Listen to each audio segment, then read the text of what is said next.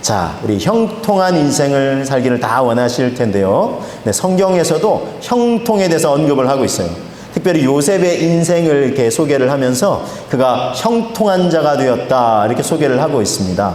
자, 어떤 이유로 요셉의 인생이 형통한 인생이 된 것일까요? 제가 지난 지금 몇 주간 말씀을 요셉의 이제 인생 스토리를 쭉 통해서 하나님이 그에게 꿈과 비전을 주시고 이루어가신 스토리를 이제 나누고 있는데 지금 그 중간에 형통과 관련해서 또 지금 너무나 중요한 내용들이 있어서 몇 주간 좀 나누고 있습니다. 복습하는 의미에서 다시 한번 되새겨드리면, 자, 이런 이유 때문에 요셉이 성경적인 형통을 누리는 삶이 되고 있는데요. 먼저 주님의 뜻이 이루어지는 겁니다. 내 뜻이 아니에요. 자기는 아버지 사랑받는 품에 계속 머물고 있고 싶었겠지만 형들의 미움을 사서 애굽으로 이제 내려가고, 그래서 정말 자기 인생을 막 꼬여만 가는 것 같아요. 그런데 자기 뜻은 이루어지지 않지만 주님의 뜻이 이루어지는 거예요. 장차 애굽은 이제 지금 요즘 이제 이집트인데, 지금은 영향력이 너무 미미하지만 당대에는 세계 최고의 영향을 끼치는, 지금 미국과 같은 나라예요. 그런 나라의 총리가 되게 하시고 많은 사람들을 먹여 살리는 그런 인생이 되게 하세요. 주님의 뜻이 이루어지는 것, 그 과정 속에 있기 때문에 형통이라 말씀하시고, 또한 그런 과정 속에서 지금 종살이를 하고 있는데 또 심지어 억울한 누명을 뒤집어 쓰고 감옥에 갇혀 있는데 형통하다 그래요. 그 이유를 하나님께서 그와 함께하고 계시기 때문이라고 이렇게 소개를 하고 있습니다. 그래서 하나님께서 함께 하시는 것이 형통이고, 또한 자기 주인에게 종살이 할 때, 또 감옥에 갇혀 있을 때는 간수장에게 은혜를 입어 섬기게 하셨어요. 여러분, 사람이 아무 일도 안 하고 세워라 내워라 가면 얼마나 힘들겠어요? 근데 은혜를 입어서 무언가를 섬기게 하셨어요. 의미 있는 일을 섬기게 하셨어요. 이게 또한 형통의 삶을 살아가는 것이라 성경이 말씀하시고 있고, 또한 그런 과정 속에서도 하나님이 내려주시는, 하늘 위에서부터 이슬처럼 내려주시는, 하나님이 내려주시는 복을 풍성히 누리게 됐어요. 그래서 자기 주인의 집과 심지어 뭐 가축들까지 다, 밭에 있는 채소들까지 다 복을 누렸다 성경이 말씀하고 있고요. 또한 자기만 잘 먹고 잘 사는 게 아니에요. 그래서 복을 흘려보내는 통로가 되는 삶이 된 거예요. 여러분, 이처럼 이 성경적인 형통, 이렇게 다양하고 풍성해, 그렇죠? 우리가 성경 읽을 때는 그냥 쭉 한 줄 그냥 형통한 자가 되었더라, 왜 그랬을까, 이렇게 그냥 궁금함 정도만 품고 이렇게 넘어가기 쉬운데, 성경 말씀을 깊이 우리가 들여다보면 이렇게 깊은 의미가 있어요. 자, 이 모든 것들을 딱 종합해서 표현한다면, 한마디로 표현한다면, 한 문장으로 표현한다면 뭐라고 표현할 수 있을까요? 요셉이 이렇게 형통한 삶을 누릴 수 있었던 이유, 이렇게 표현할 수 있을 것입니다. 하나님의 은혜다. 예, 우리 칼빈이 이제 종교개혁자들이 얘기했던 것처럼 오직 하나님의 은혜가 아니고서는 이게 설명이 안 돼요. 이게 종살이를 하는데, 억울한 누명을 뒤집어 쓰고 감옥에 갇혀 있는데 이게 어떻게 형통해요? 세상의 관점에서는 도저히 이해가 안 되지만 하나님의 은혜요. 그래서 이 모든 억울하고 힘든 상황들을 역전시키시는, 이 역전의 명수이신 하나님께서 베풀어 주시는 은혜. 그런데 중요한 것은 역전을 다 시키고 난 다음에, 애굽의 총리가 된 다음에 요셉이 형통한 자가 되었더라, 성경이 그렇게 말씀하고 있지 않다는 것입니다. 이 억울한 상황 속에 있는데, 삶의 상황은 여전히 힘들고 억울한 상황 속에 놓여 있는데 하나님의 은혜 가운데 그가 형통한 자가 되었다 말씀하고 있는 것입니다. 저와 여러분들도 이런 성경적인 하나님이 내려주시는 은혜를 힘입어서 성경적인 형통을 다 누리시게 되시기를 주님의 이름으로 축복합니다. 자, 이러한 이유들로, 자, 말씀을 통해서 확인해 보실까요? 21절부터 23절 한번 보시면, 여호와께서 요셉과 함께 하시고 그에게 인자를 더하사 간수장에게 은혜를 받게 하시매, 간수장이 옥중죄수를 다 요셉의 손에 맡김으로 그 재반 사물을 요셉이 처리하고, 간수장은 그의 손에 맡긴 것을 무엇이든지 살펴보지 아니하였으니 이는 여호와께서 요셉과 함께 하십니다. 여호와께서 그를 범사에 형통하게 하셨더라 말씀하고 있습니다. 자, 그런데 여기서 쓰인 문장을 잘 보시면 그를 범사에 형통하게 하셨더라 라고 되어 있어요. 여기 이제 문장의 문법을 보면 이게 수동태로 되어 있습니다. 즉 요셉이 주인공이 아니라 하나님께서 그를 형통하게 하셨다라는 이 표현을 이제 사용하고 있는 것을 볼 수 있어요. 자, 그래서 하나님의 은혜가 아니고서는 요셉이 형통한 삶을 누릴 수가 없었다는 것입니다. 그러나 동시에 이게 동전의 양면과도 같은 것인데요. 동시에 또한 놓치지 말아야 될 것이 하나 있는데, 그것은 이처럼 하나님의 은혜를 하나님께서 내려주실 때 요셉이 어떤 자세로 반응하느냐네요. 이건 역시 매우 중요합니다. 자, 그래서 여러분, 이 형통을 누리는 자의 삶의 자세가 중요해요. 하나님 은혜를 내려주시는데 내가 그것을 어떤 자세와 태도로 반응하느냐 하는 것 역시 매우 중요하다는 것입니다. 쉽게 제가 좀 비유를 들어서 설명을 드리면 농사에 비유해 드릴 수 있어요. 농사. 자, 한 해 농사의 이 풍년을 결정짓는 가장 중요한 요소가 뭐죠? 예, 무엇보다 날씨입니다. 날씨. 날씨가 받쳐주지 않으면 아무리 농부들이 애쓰고 수고를 해도 날씨가 받쳐주지 않으면 안 돼요. 예를 들면 뭐 계속 가뭄만 계속되는 거예요. 비가 한 방울도 안 돼요. 농사 짓는 내내. 그럼 어떻게 돼요? 땅이 가물어지고 땅이 갈라지고 혹시 제대로 이 수분, 양분을 공급받지 못해요. 그럼 자라질 못해요.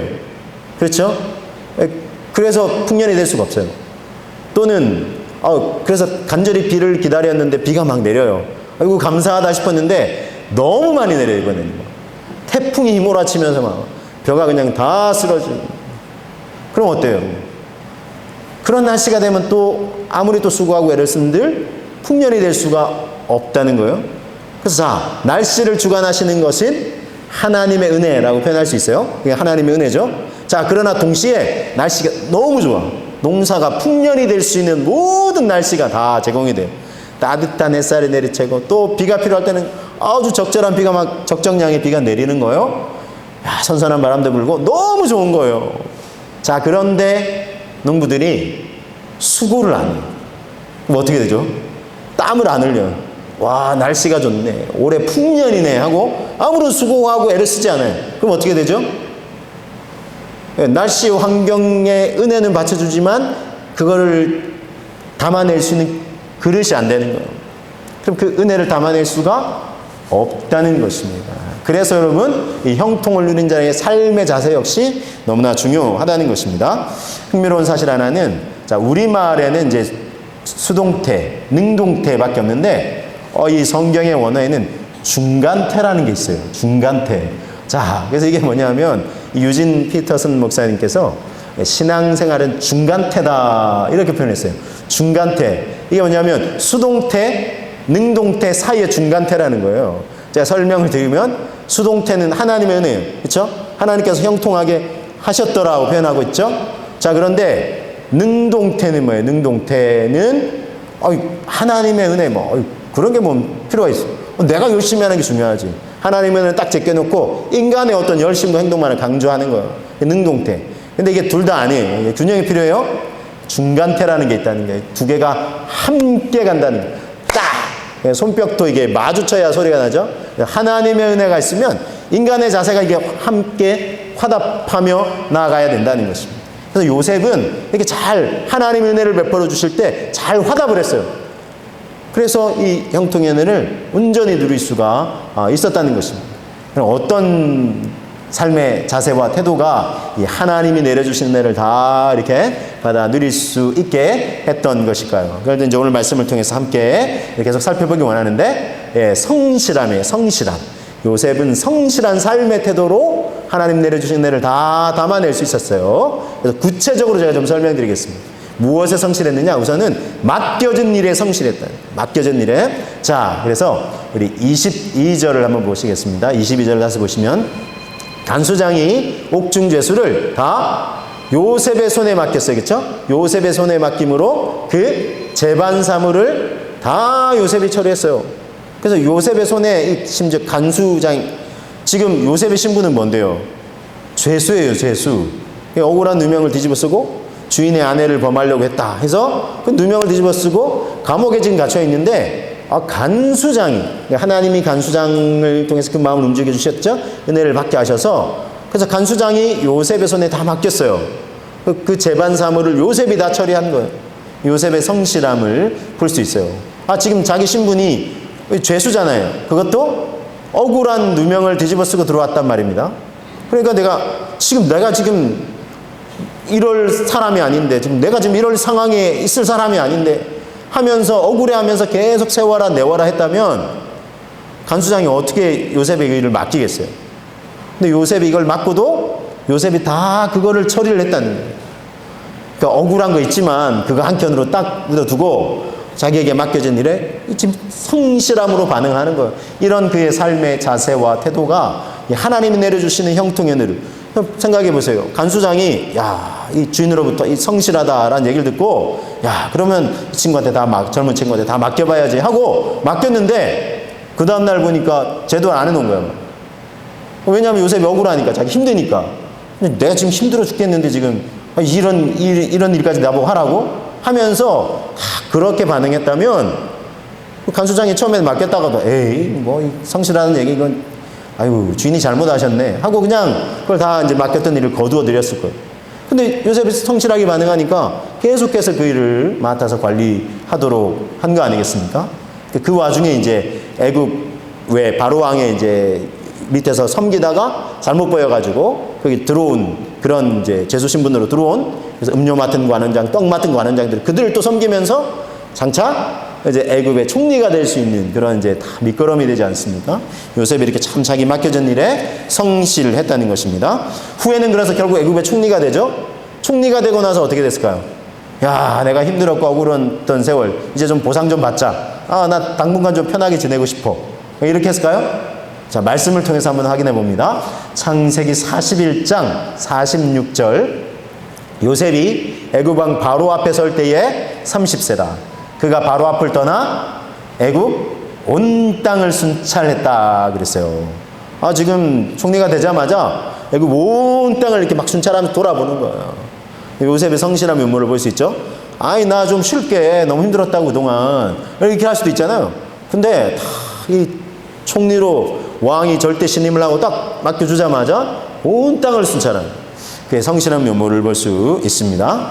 자, 마태복음, 신약성경 마태복음 25장에서 우리 주님께서 비유를 들어 설명하셨는데, 여러분 이제 이렇게 읽기 잘 아시는 비유이실 텐데, 소위 말해서 달란트 비유. 자, 주인이 이제 먼 길을 가면서 종들을 불렀어요. 3명의 종들을 불러서 각각 달란트를 맡겼는데 다르게 맡겼어요. 그래서 한 종에게는 5달란트를 맡겼어요. 그리고 한 달란트 종에게는 2달란트를 맡겼어요. 그리고 한 종에게는 1달란트를 맡겼어요. 5개, 2개, 1개 각각 다르게 맡겼죠. 자, 그러고 나서 주인이 한참 있다가 이제 돌아와서 내가 너에게 맡겨준 달란트 어떻게 했는지 이제 결산해보자 라고 해서 가져와 봐라 그랬어요. 그랬더니 5달란트 받은 종은 어떻게 했죠? 그거 가지고 열심히 장사를 해서 몇 개를 남겼습니까? 5달란트를 남겼어요. 받은 만큼 남겼어요. 2달란트 받았던 종은 어떻게 했을까요?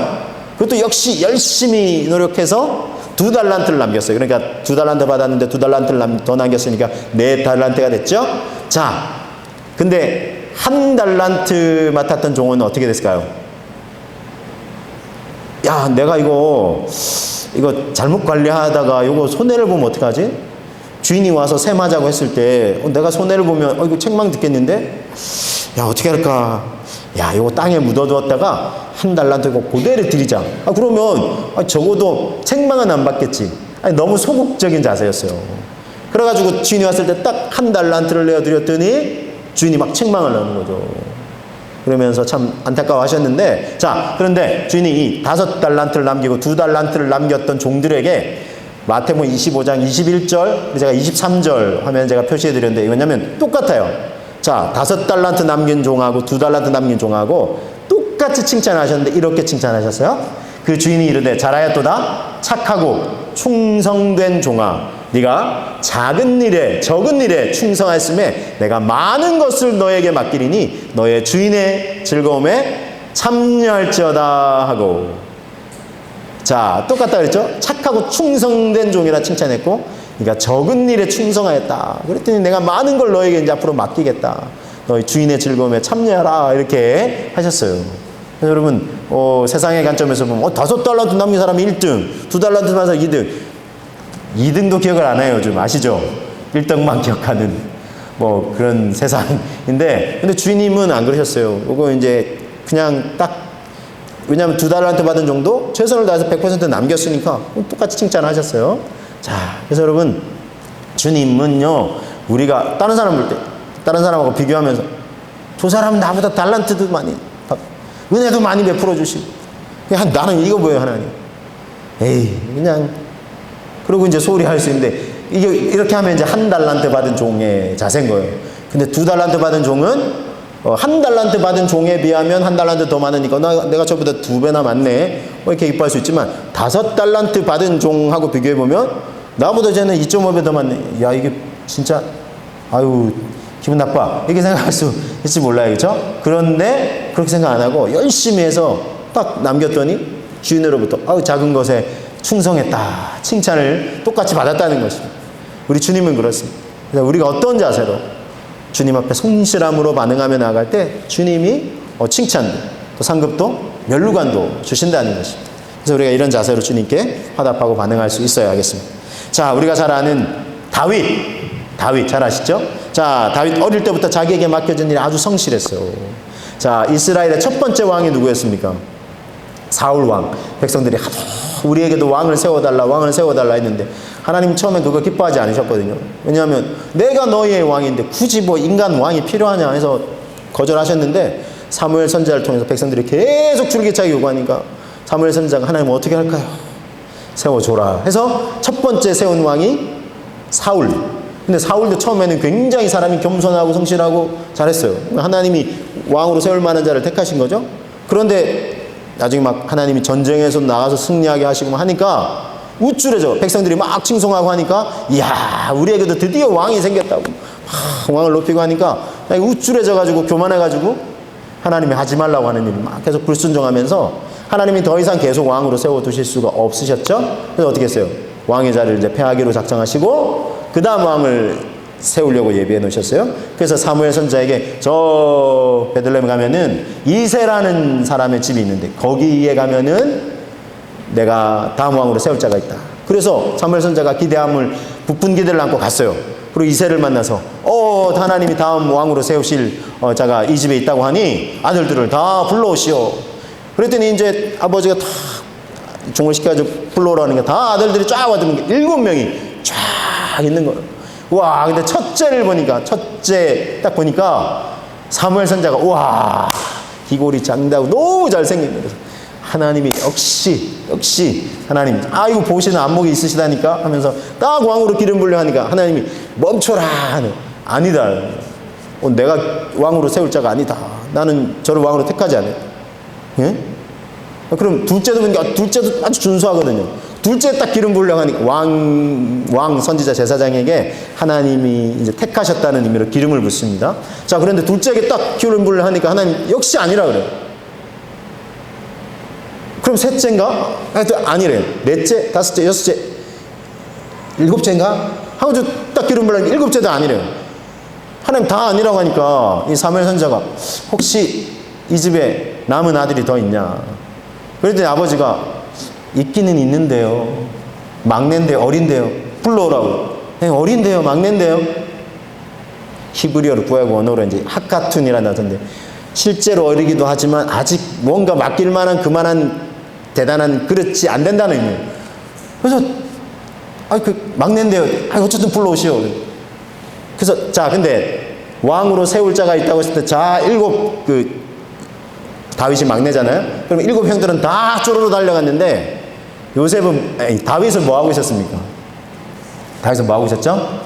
형들이 다 내팽개치고 막 급히 쫓아갔죠? 아버지 집으로. 그럼 지금 요셉이 뭐 하고, 죄송해요. 요셉 이야기를 하다 보니 다윗이 뭐 하고 있었죠? 형들과 다윗 양떼를 돌보고 있다가 형들이 다 달아나니까 지금 양떼 누가 돌봐요? 옛날에 이 개그 프로에 소는 누가 키워 뭐 이런 게 있는데 양들은 누가 돌보냐고요. 누가 돌보겠죠 지금? 다윗이 돌보는 거예요. 소년 다윗이. 하나님이 그걸 보신 거예요. 그거 주목하신 거예요. 그래서 하나님이 이 유명한 말씀 하셨어요. 여러분 아마 교회를 좀 다녀보신 분들은 들어보셨을 텐데 여호와 하나님은 사람은 외모를 보지만 나 여호와는 중심을 본다. 중심을 본다 그랬어요. 그래서 이게 하나님은 중심을 보세요. 그래서 예전에 한때 막 유행하고 막 지나가고 하는데 막 배꼽티가 우리나라 유행할 때 있어요. 배꼽티. 이거 딱 배꼽 드러내 보이고, 그죠? 다 입고. 그래서 한 청년이 배꼽티를 자꾸 입고 교회를 주일마다 오는 거예요. 그래가지고, 사모님이 자꾸 보실 때 이게 신경이 쓰였어요. 그래가지고 어느 날은 불러가지고, 좀 배꼽티를 안 입고 오면 안 되냐고. 왜 자꾸 배꼽을 내놓고 이게 딱 이렇게 다니냐. 이렇게 하니까 이 자매가 이제 청년 자매가 이렇게 얘기해요. 하나님은 중심을 보신다면서요. 예, 이렇게 얘기했다는, 예, 우스개 이야기했어요. 자, 그래서 어쨌든 그 중심이 아니야겠죠? 우리의 삶의 자세, 태도, 마음 중심. 그렇죠? 다윗에게 딱 성실하고 한결같아. 이런 모습을 이제 보신 거예요. 그러니까 하나님이 딱 기름 부으셔가지고, 그래서 정말 다음 왕으로 이렇게 세우셨죠. 그 모습이 아주 정말 가장 또 하나님 이렇게 세우실 법했다라고 우리가 누구나 이렇게 확신할 수 있는 모습이 이렇게 골리앗과의 맞서 싸울 때, 그렇죠? 그래서 이제 형들이 이제 전장터에 나가가지고 군사랑 막 싸우고 있는데, 한참 며칠이 지나도 이제 안 돌아오고 하니까 아버지가 도시락 챙겨주면서, 야, 형들한테 가봐, 어떻게 지내고 있는지. 갔더니 형들이 막 다윗을 무시하죠. 뭐 어린 것이 너가 와가지고 뭐 하겠냐 하면서. 형들이 사실은 그런 모습이 하나님이 왕으로 세우실 만한 면모가 안 됐던. 근데 어린 다윗을 딱 중심에 하나님으로 가득 차 있으니까 거인장수 골리앗이 막 이스라엘 군대를 두렵게 떨게 만들고 여호와 하나님 모욕하니까 너무나 거룩한 울분을 토해내죠. 그래서 내가 나가서 맞서 싸우겠다. 아무 군사들도 맞서 싸울 용기를 내지 않는 다윗이 이렇게 나가서 만군의 여호와 이름 의지하고 나아가. 그 중심이 무엇으로 가득 차 있었습니까? 하나님으로 가득 차 있었던 거예요. 그런 모습을 하나님이 기뻐 받으셨던 것입니다. 그래서 여러분, 작아 보이는 일일지라도 하찮게 여기지 않고 성실함으로 감당할 때에 하나님이 더 큰 일도 맡기시는 거예요. 아까 5달란트, 2달란트 남긴 종들에게 칭찬했던 것처럼, 내가 많은 것으로 너에게 맡기겠다. 너가 작은 것에 충성하지 않았냐 하면서 칭찬해 주신 것처럼. 자, 믿음의 사람이 루스 바톤이라는 사람이 그래서 이렇게 얘기를 했습니다. 사소한 것으로부터 얼마나 엄청난 결과가 발생하는가를 종종 따져볼 때마다 나는 이렇게 말하고 싶어진다. 애당초 작은 일이란 없는 거라고. 그러니까 작은 일이 없는 거예요. 에이, 작은 일 저거. 에이, 내가 어떤 사람인데 이 작은 일을 맡기고 진짜. 이렇게 기분 나빠할 수 있는데 그런 일이 아니라 정말 그 작은 일이 없다는 것입니다. 작은 일이라도 열심히 감당하면은 의미한 일이 될 수 있다는 것입니다. 2차 세계대전을 승전으로 이끌었던 이 노르망디 상륙 작전을 지휘한 아이젠하워 장군. 이 아이젠하워 장군이 이게 사관학교를 이제 졸업을 하고 장교로 이제 배치를 받을 때 북풍 꿈을 안고 이제 군사들을 지휘하고 막 이런 북풍 꿈을 안고 딱 첫 배치를 받은 곳이 주방팀을 관리하는 거예요. 너무 기분이 나빴어요. 내가 이러려고 내가 지금 사관학교에서 그 힘든 훈련을 한 줄 아냐고. 처음에는 너무 기분이 나빠가지고 세워라 내워라 막 그랬어요. 그러다가 내가 이렇게 세월을 보내면 안 되겠다 싶어가지고 곰곰이 생각해 보니까 나름 그 일도 괜찮은 거예요. 그래서 그리고 보니까 자기에게 시간이 많은 거예요. 이 많은 시간들을 내가 좀 정말 이렇게 허투루 보내면 안 되겠다. 이게 성실하게 이걸 잘 관리를 해야 되겠다. 이렇게 해서 이 시간을 어떻게 하면 잘 관리할 수 있을까? 잘 보낼 수 있을까? 생각을 한 중에 모의 작전 훈련하는 거를 다 하는 거예요. 예를 들면 뭐 축구 우리 감독들이 이게 작전판 있잖아요. 그거 가지고 이렇게 딱 요런 상황에 요렇게 딱 하고 이렇게 하고 하는 것처럼 모의 작전 훈련을 한 거예요. 적군이 요런 상황에서는 요렇게 하고 이렇게 또 갑자기 게릴라전으로 침투해보면 이렇게 반응하고 그거를 시간 날 때마다 자기가 작전 훈련을 머릿속에 다 이렇게 짠 거예요. 자, 그런데 드디어 기회가 왔어요. 그래서 이제 2차 세계대전으로는 전 세계가 마치 정말 이 폐허의 위험 속에 있을 때, 패전의 위험 속에 있을 때, 드디어 이제 이 아이젠하워 장군으로서 이제 전투에 이제 참여하게 되고, 작은 전투들마다 이제 자기가 작전 훈련한 대로 정말 이렇게 승전보를 올리고, 나중에는 이 큰 전투를 이제 전쟁을 맡게 된 거예요. 그래서 이 노르만디 상륙 작전을 지휘하게 되고, 그래서 이 완전 이 연합군이 계속해서 이 독일군에 밀리고 하는 상황 속에서 이 노르망디 상륙 작전을 통해서 전세가 역전이 돼요. 이 사람이 신친한 크리찬인데 우리나라 이 인천 상륙 작전하고도 아주 비슷해요. 그래서 이제 날씨가 아주 안 좋은데 우리나라도 그랬는데 이게 참 하나님이 기가 막히게 이게 정말 하나님 도대체 어디 계세요? 그랬는데 이 절체절명의 위기 순간에 하나님 항상 함께 하시고 계세요. 그래서 우리나라도 그랬지만 여기 이제 이 유럽 연합군이 공격할 때도 날씨가 너무 자욱하게 이제 공격 걸 감행하기로 딱 작전을 짠 날이 예보를 들어보니까 너무 날씨가 안 좋은 거예요. 그래서 다른 주변의 장수들이 다 반대했어요. 장군들과 밑에 휘하 장수들이 다 반대했는데 아이젠하워 장군은 이제 기도하면서 이건 하나님 주신 기회다. 왜냐하면 역으로 생각해 보면 날씨가 안 좋잖아요. 적의 입장에서는 우리를 공격해 올 거라는 생각을 1도 안 하는 거예요. 그래서 날씨가 좀 이렇게 열악하고 힘들지만 이때야말로 절호의 기회다. 하나님 주신 기회다 하면서 하나님께 기도하고 실행해 나가요. 그래서 그 작전에 성공을 거두고 정말 큰 승전보를 올리고 완전히 전세가 역전됐어요. 그래서 결국 연합군이 승리하게 되었다. 그럼 만약에 자기에게 주어진 이 작은 일에 소홀히 했다면 어떻게 됐을까요? 그럼 이런 정말 큰 전투를 맡을 기회도 오지 않았고 그래서 큰 승전보를 올릴 수 있는 그런 기회도 없었다는 것입니다. 그래서 여러분 우리에게 주어진 작은 일, 그래서 비록 작고 보잘것없어 보일지라도 성실한 자세로 감당하여 여러분 주님께 칭찬받고 그럴 때 주님이 더 큰 일도 맡겨주시면서 계속해서 정말 더 큰 형통의 길로 정말 우리를 이끌어 가실 때 이 은혜를 누릴 수 있게 된다면 얼마나 좋겠습니까? 그런 저와 여러분 되시기를 주님의 이름으로 축복합니다. 여러분 형통을 누린 자로서의 성실한 삶의 자세를 보여준 요셉은 또 어떤 부분에서 성실한 모습을 보였을까요? 자기 윗사람에게 성실했어요. 윗사람에게 성실했는데 우리 4절 6절 말씀만 함께 한번 읽겠습니다.